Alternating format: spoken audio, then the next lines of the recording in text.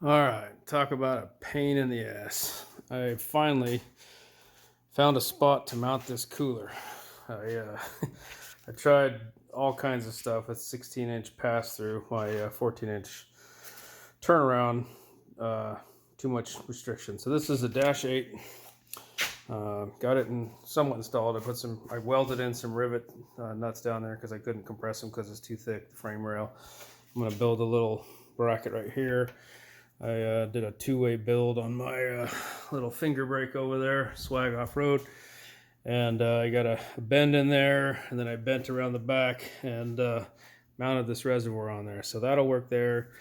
It's a Dash 12 feeding the pump, and Dash 8 going to the cooler, and then the cooler to the orbital.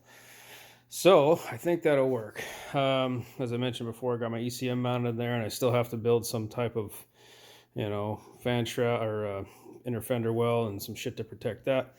But I'm desperately trying to get this thing done so I can go do a shakedown run, so I can try to make it to Rubicon in 9 more days. So I got a shitload of work to do. And I've got, well, tonight's almost over. It's like 1 in the morning, and tomorrow, and then that's it. And then Monday I can probably do some more work. But Sunday we have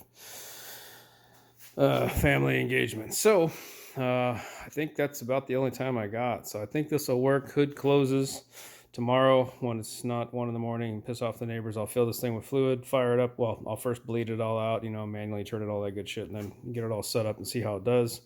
Make sure all the lines are cool and everything, and then I did replace my drive lines with Driveline Tech 188 wall drive lines front and rear. So it's kind of hard to see, but they're 188 wall, and they're badass. Double carding on that side, double carding in the back, and pretty nice.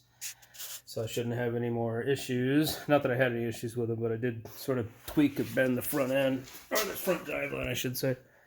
But now I have spares, so if I ever do mess them up, I've got a couple spares over here. And I'll throw those in the rig. And Tom Woods, crap or whatever. But yeah, and then I got the diffs to put on, the front and rear. I had the old bolts I had were sticking out too far, hitting rocks, and they came loose. So I had a little bit of leak there, or sweating or leaking or whatever. So now I have some, I bought some button head bolts to throw on there that are round, and I'm hoping those will do the trick. These little guys are, I've been drinking, so I keep running into shit in here, but that's okay. So I got these button head bolts that I'm going to use on the differentials front and rear, so hopefully they don't grab and twist off or loosen like the other ones did. See how that goes. I'll throw some Loctite on those too to make sure. But yeah, that should hopefully do the trick.